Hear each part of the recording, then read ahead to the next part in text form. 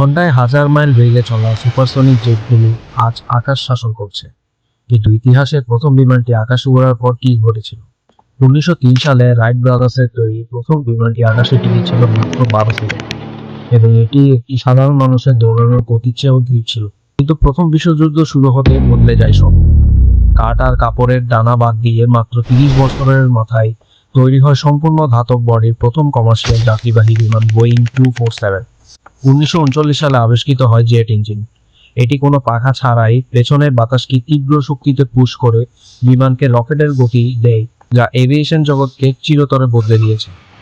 1947 সালে মানুষ প্রথমবার শব্দের গতিকে ছাড়িয়ে যায়, আর আজ আধুনিক প্রযুক্তির কল্যাণে তৈরি হয়েছে এমন বিমান যা রাডারের চোখে সম্পূর্ণ অদৃশ্য বা স্থির।